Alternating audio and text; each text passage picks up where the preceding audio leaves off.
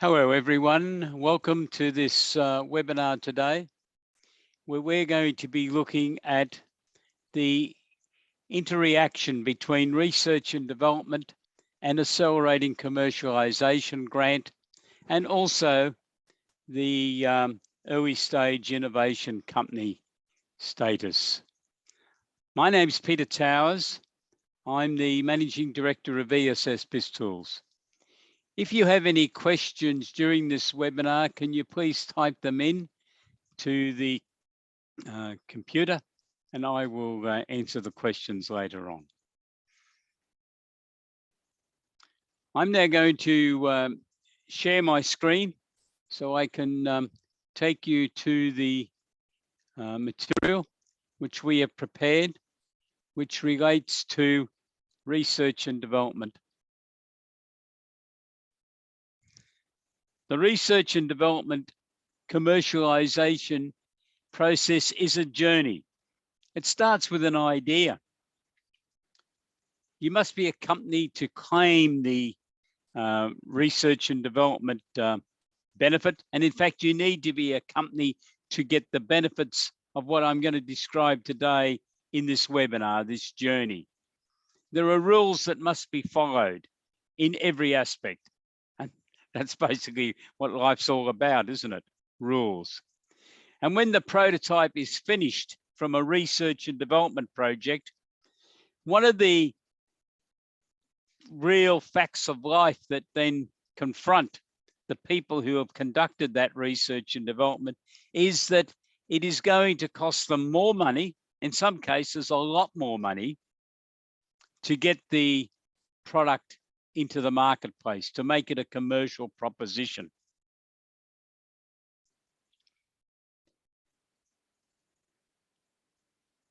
The government introduced the Accelerating Commercialization Grant to assist with this commercialization journey, because they realized that just because someone's developed a prototype, it doesn't mean this is the end. In fact, in lots of ways, it's the start. And we're going to be looking at Accelerating Commercialization Grant as part of this overview today. The Accelerating Commercialization Grant provides funding for 50% of the cost to commercialize, up to a maximum of $1 million. What that's meaning is that the government accepts that the commercialization process could indeed cost $2 million. And if the company is successful in its application, the government will provide 50% of that, up to $1 million, to assist with the funding. The government then introduced the Early Stage Innovation Company. And this was part of the innovation strategy introduced by Malcolm Turnbull when he was Prime Minister. And the other company that was introduced at the same time was the commercializing, was crowdsourced funding equity raising. I was getting the terminology mixed up then. Crowdsourced funding company. So if the company achieves the status of an early stage innovation company, it can become very attractive to investors because there are benefits for investors. They're the carrots that the government provided to them to invest it in these types of companies.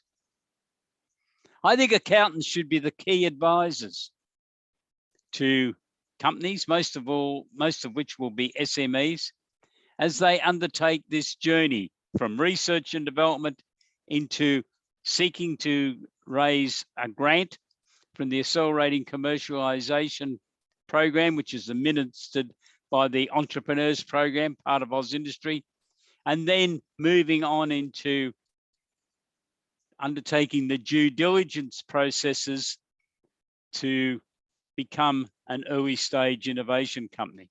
And that's what I'm going to share with you today. So first of all, let's look at research and development. Companies can be eligible to claim a research and development rebate. The amount of the rebate varies based on the company's turnover. For this presentation today, we are going to be looking at primarily SME companies, and their turnovers are required to be under $20 million to be eligible for the research and development. But the turnover can be nil. And in fact, in many cases it is, because they're very small companies that have basically been involved in research and development activities. They haven't been selling anything. For accelerating commercialization, the theme that you have to be a company continues. The turnover has to be under $20 million, but it also has to be under $20 million for the previous 2 years. So in total, 3 years, under $20 million in turnover. But the turnover could be nil. They don't have to have registered a turnover. But the company must have developed a novel product, process, or service that they now wish to commercialize. That's why you are looking at the Accelerating Commercialization Grant. And as I said earlier, grants of up to $1 million on a 50% funding basis are available through the program that's delivered by the Entrepreneurs Program and administered by Oz Industry. The program has 32 business advisors located around Australia, primarily in capital cities, who are available to assist. But they are not the preparers of the documentation. The preparers of the applications and the documentation, I think, should be accountants acting for their clients. The early stage innovation company that we're going to be looking at shortly has some unique characteristics. First of all, it is a company that's already incorporated. So it will be a company that's been incorporated under Section 708 of the Corporations Act. That company has been involved in one or more of the following items that we're going to go through. Research and development is one of the prime areas. It's already been approved, or could have been approved, for the Accelerating Commercialization Grant, or it's been admitted to the Accelerator Program, which is conducted primarily in capital cities around Australia. The company may have developed a new product, process, or service. It may have registered a patent or an innovation patent or a plant breeder's right. Or it may have already raised more than $50,000 from one or more shareholders, as long as they are acting at arm's length from the company. Now, let me again stress, I said one or more of these items. They don't have to have all of them. It'd be a fairly unique company if you had all of these, but you would need to have one or more of them to qualify. Eligibility rules apply. Primarily, the first group of rules are pointed at a company that's been incorporated for less than 3 years. There's some further changes that the company could have been incorporated within 6 years. Any older are not eligible to apply. The government's looking for new companies that have undertaken this task. There are expenditure and income limitations, which we'll talk about more in a moment. But the big attraction is that there are real benefits for investors. That's the carrot the government put in place to try to encourage investors to seriously look at Australian companies that have been involved in the development of new products, processes, or services, new technology. So there's an income tax rebate calculated at 20% of the investment made by the shareholder, with sublimits. Sophisticated investors can receive a rebate of up to $200,000. That's obviously been computed on $1 million investment, but there's no limit to what a sophisticated investor can invest in one of these companies. A retail investor has a maximum allowable investment of $50,000. The government's trying to encourage retail investors to diversify their investment. So their rebate can be $10,000 that they're able to make into these types of companies. And the other big benefit, besides the taxation rebate, which is attractive, but the real benefit is there's no capital gains tax on the sale of the shares that were issued as part of the due diligence consideration for the company to now be declared an early stage innovation company. There's no capital gains tax on those shares if the shares are held for longer than 12 months and less than 10 years. Now, at the end of 10 years, it's not all lost. The company can be revalued, and the investors, those original investors who got the shares as part of the early stage innovation company due diligence process, are able to then adjust their cost price of their investment based on the current valuation of the company. So that's an overview of what we have been looking at. So I'm just going to go back to sharing the screen. And what I'm now going to bring up is research and development, which is now on your screen. And I'm going to show you some of the material relevant to research and development within the, so I'm now on the ESS BIZTOOLS website that you're able to see. And we are going to be looking at the research and development package. There's accountant's documents and there's white label. So you can, if you're an accountant, you can white label this for your clients to install, because the prime responsibility for maintaining the records on research and development is with your clients. Now, this is a list of the documents that are in the research and development system. We have a procedure control form for every one of our packages, and there are 32 of them within ESS BIZTOOLS, which controls the process. So I'll just show you that.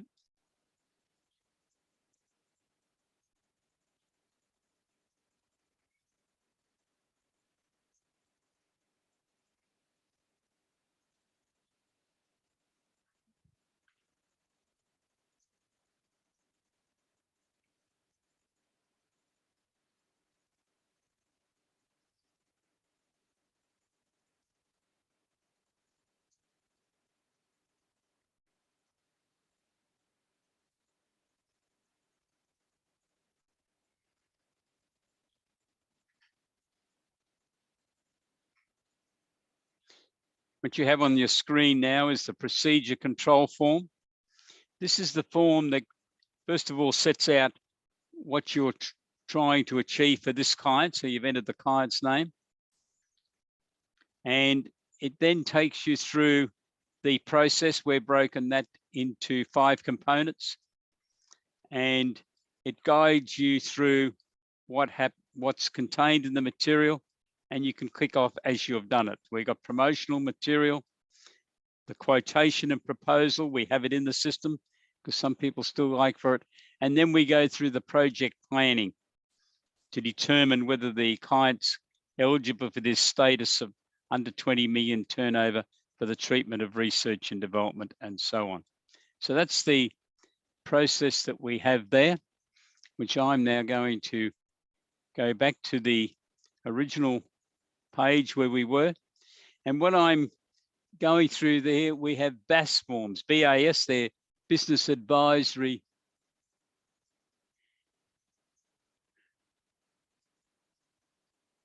I should have gone back to new share, I think. My apologies. So you should be able to see that on the screen now. So the BAS forms are business advisory services, whereby they're various documents that will help in the process. But I'm moving through all those. There's about 50 forms. Research and development does take up a fair bit of paperwork.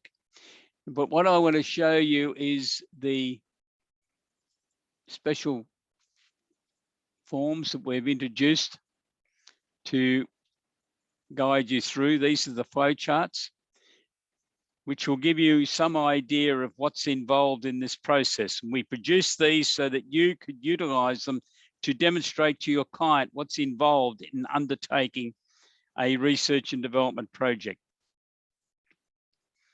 So the first area is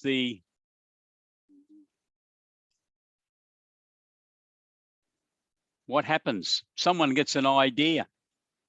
It might be the leadership team and team members, but it might be just a couple of the staff have an idea. The boss might say, well, let's set up a project, and appoints a small team to do some preliminary investigation. And at the same time, some review could be made as to whether this is potentially a research and development eligibility. Your client might ring you and ask you at that stage. And we've got links to the papers. There's about 8 or 9 papers relative to the research and development process within our system. So you could click on that and read it.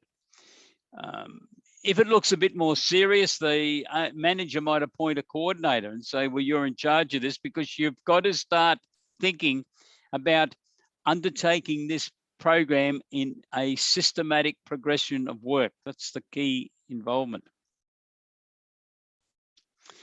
And one of the key questions then is looking at the prior art search or literature search.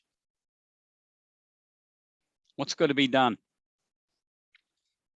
And then we look at the documentation of prior art search. And what this really means, and I'm going to bring that form on the screen for you.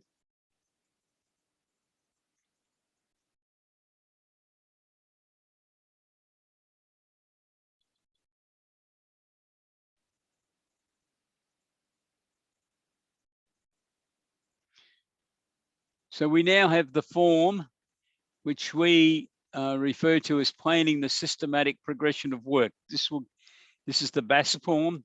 You insert the company's name, the project title, whatever other details they want. And what you need to be getting your clients to document is what art search they undertook. And this is basically using the internet, contacting universities, reading books. Bluntly, the Australian government is not going to offer a taxation advantage to your client to undertake research that's already been undertaken and published somewhere in the world. And your client needs to undertake reasonable checks to ascertain whether someone else has already done this. So if they're going on the internet, they should be printing out documentation to support the inquiry they made on Google or somewhere else, and the responses that they got back, and keep it in a file. Because it might be 4 or 5 years' time before they're called upon to produce the evidence that they had researched whether there was prior art. So that form allows them to record what they found. Now, they might find things very close to what they're wanting to undertake, but not the exact same. They need to identify the core activity. And as we've highlighted there must be at least one of them. What's the core activity they need to undertake? What was the significant reason for planning to undertake? What we need is a full document of what the systematic progression of work was going to be. And was it for the generation of new knowledge? Because it has to be. It has to be for the generation of new knowledge. So we need to be able to define what were we and what was the company trying to achieve. And they then need to determine their hypothesis or hypotheses. What are they trying to prove or disprove? They need to document that. And they may have a number of hypotheses, of course.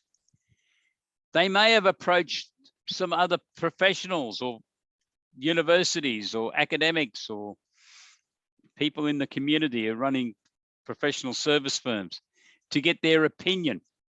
They need to record that. If those people said to them that no one had ever done this in the world, so that they've got their details documented. And in particular, did they get a written response from those professionals? It's all part of the documentation process.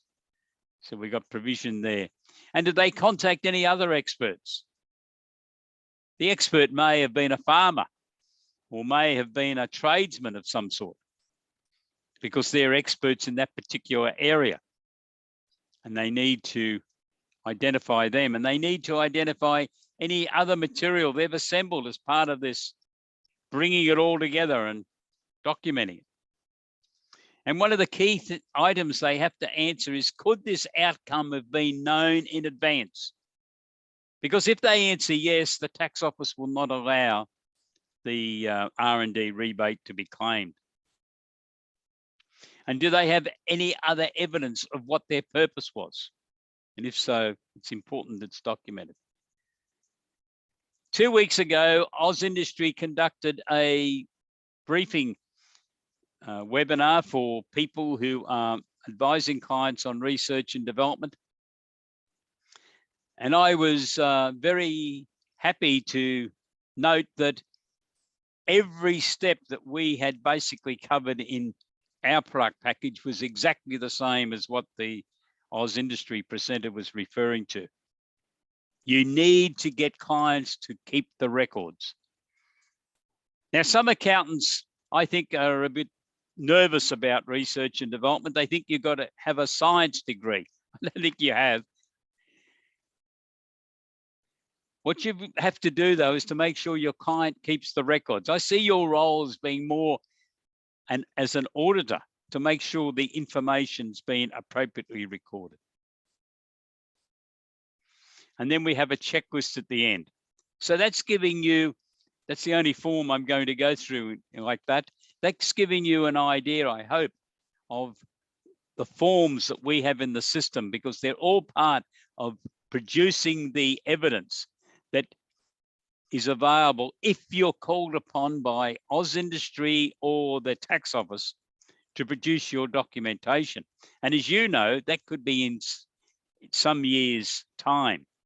AusIndustry would probably contact you reasonably quickly, because 10 months after the end of the financial year, the registration has to be completed with them. And that's probably the time that they would then make their inquiries. But the tax office can come back at any time to make inquiries, because this whole process of research and development is on the self-assessment process. So if we go back to where we were with the original documentation, we can then move into the documentation of the new knowledge to be produced, the hypothesis, record keeping of the competent professionals that have been approached, advice that's been received from other people. Documentation that could the outcome have been known in advance, going through the checklist. We have in our system a research and development plan. I think that's very important. Some years ago, the Industry Research and Development Board had proposed that every company should produce an R&D plan. For some reason, that didn't proceed for companies with turnovers under $20 million. It does apply to larger companies, but I think it's good practice. You are supposed to be maintaining the records, or your client is, in a systematic way. My strong recommendation is that you make sure a plan is produced, that's submitted to the board of directors, because the tax office are very keen to ensure that there's proper corporate governance being exercised within the company on research and development. They want to see that there's been approval given by the board of directors. So we follow through with that theme in our material. And there's some comments that relate to the research and development plan. And as part of the plan, I think there should be a budget. What's the estimate? Some of these projects can run away with money. Your client should have some control on that. And it goes to the board of directors for approval. We have a standard minute, which might help you in that regard. We might move on and just show you another one of these flow charts. This is getting ready.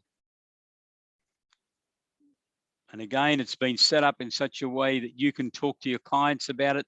The team appointment's very important, but it should be documented. I'm not worried if someone who works in the project for a week, their name should be recorded, because there could be a need to obtain confirmation or substantiation as to what people did in this project, especially in view of a tax audit. But it also helps in making sure that you have got employment agreements, which gives the company ownership of the intellectual property, that there's not a loophole in the agreements. And by documenting the names of the people involved, someone in administration should be doing this checking. Have confidentiality agreements been signed by the team members? Then who are going to be the contractors that are involved? Have they signed intellectual property agreements and confidentiality agreements? Same with the professionals that might be involved. Is the record keeping being established? We need to keep records of all this expenditure. So our system takes you through the process. We've got a recommendation that you create task codes, because the team should be recording what they've done. Some of the descriptions could be 20 words. Try to break that down and give it a code number 21 or 26 or 101.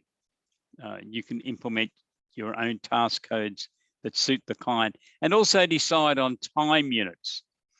Are you going to ask them to record, say, 6 minutes or 10 minutes at a time? Some people say an hour. Well, the tax office might dispute that. If they think some of the processes are very simple and the people are doing other work, they might argue that. You look at the situation, and I think at all times, at the forefront of your mind should be, how are we going to argue to substantiate the claim that's been made? And incidentally, some of the claims are very high. $1, $2, $4, $5 million for SME type businesses. So you need to make sure that you're able to document it. You can charge labor on costs, so we got material on that. And we got a full summary. We've got forms for you to record the full summary of the labor that's been involved on the research and development activities. And the proof of that is their timesheets or some other recording methodology. And the same with the external people working, the contractors, the professionals. They should be submitting invoices. They should be documenting what they're for. So that's a brief overview of how the system works for research and development.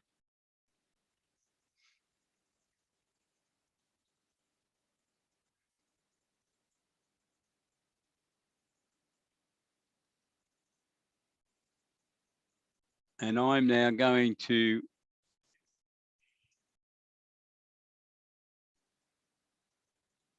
stop the share and share with you a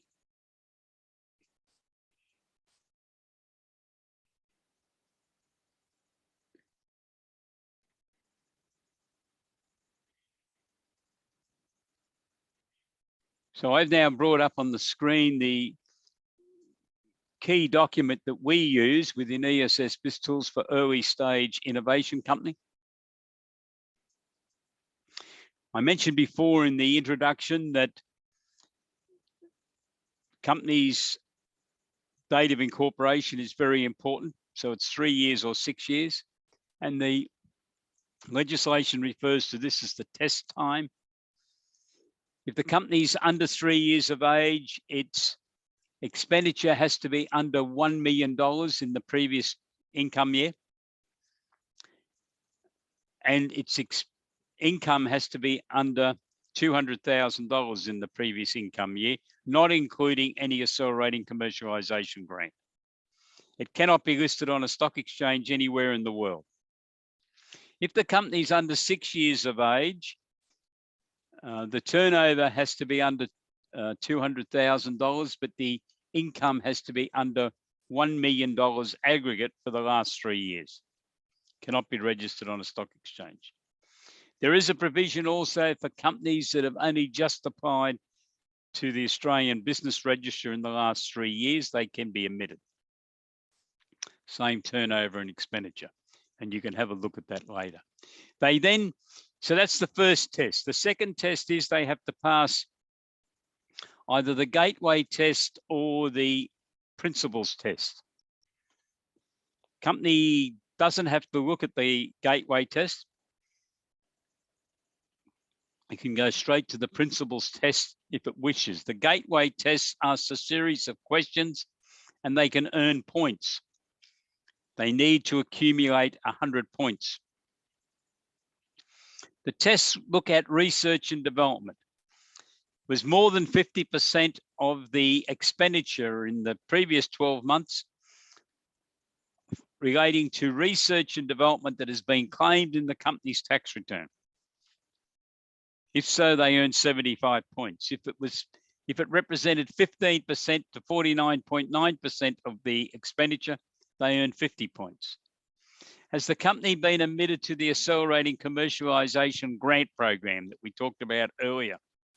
If so, they earn 75 points. So if they've undertaken research and development and been admitted to Accelerating Commercialization, irrespective of what level, as long as it's more than 15% of the expenditure, they have qualified under the gateway test. But there's more. If they've been admitted to an accelerator program, which primarily operate in capital cities, they can earn 50 points. But you can see from everything on this form, there's a fair bit of information got to be submitted. This is part of the due diligence, but they earn 50 points for that. If they've been able to raise more than $50,000 for ordinary shares in the company from arm's length investors, they earn 50 points. If the company has registered a patent or a plant breeder's right anywhere in the world, they earn 50 points. If they've been able to register a innovation patent or a registered design in the last 5 years, they earn 25 points. If they've had a registration under the Higher Education Funding Act or the Industry Research and Development Act, they can earn 25 points. So the system we've got here goes through and tallies all that up and tells whether you have achieved the 100 points. This is a self-assessment process, and the tax office don't want to know about this process until the company lodges its return for this process in July. So you don't have to go to the tax office if you're satisfied under the gateway test, because the ATO take the view that this is all black and white law. You should be able to prove each and one of those items. Within our system, there's a full document So you can document it all, because the people who are going to be very interested to make sure you really have qualified, or your clients really qualified, are the investors or potential investors, because they're investing on the basis they're going to get 20% off their tax bill, up to $200,000 if they're sophisticated investors. They want to make sure they're going to get that. And they like the idea of that no capital gains tax, especially if the company's an outstanding company. Now, if the company doesn't accumulate the 100 points, they can move on to the principles test, or they may have elected to go to the principles test right from the very beginning. This will primarily apply for very young companies, or companies that have only just started to do things. Now, this is 5 questions that need to be answered. And I found in my experience, based on my long experience of dealing with Oz Industry on the Accelerating Commercialization grant, which have got similar questions to the ones I'm about to go through with you, they require at least an A4 page. It's not a yes, no answer. I've had some clients that have prepared 50 odd pages to answer these 5 questions, because they went out and got some external marketing experts and other experts to submit opinions. And you're going to have to judge that at the time. The first question: is the company genuinely focused on developing for commercialization one or more new or significantly improved, please note, or significantly improved products, processes, services, marketing, or organizational methods? If your answer is yes, submit the response. Explain how you've done that. Does the business have high growth potential? Does the business have the ability to successfully scale that business? Some of these questions are very similar, you'll notice. Can the company demonstrate that it has the potential to address a broader than the local market, including global markets? That's the clue there. The government's really wanting companies that they're going to approve to be able to tackle the world markets. The company can demonstrate that it has the potential to be able to have a competitive advantage for that business. Now, you might get some external reports. That's why we've got their author of reports. Now, if you believe that you've successfully answered, or your client successfully answered those 5 questions, within ESS BIZTOOLS, we have a due diligence report file for the principles test that you can then complete. And we believe the best person to lodge this with the ATO is the tax agent, because you have to register this or send this documentation to the ATO. They have a separate team there. They take about 6 weeks between them and Oz Industry, and they will give a decision. And they will then write a letter saying whether they've approved or disapproved your application for the company to be known as an early stage innovation company. What the company directors can then do is meet with potential investors, show the certificate and or show the documentation under the gateway test, and hopefully attract investors who are going to invest on the basis that the company is going to qualify as an early stage innovation company. That is the process. Now I'm now going to come back to stop there to see whether I've got any questions. No one seems to have asked me a question that I can see. If you think of some questions later on, please give me a ring, 1-800-232-088. You can visit our website to get a full overview of all the products contained within ESS BIZTOOLS that have been developed to assist accountants, business advisors, chief financial officers servicing SMEs and bookkeepers to be able to provide a range of value-adding services to SME clients. We have recorded the webinar, and we will be loading that onto our website in the next couple of days. And we will send you a link to that recording. Thank you for being with us. Have a great day. Stay safe. Thank you. Bye-bye.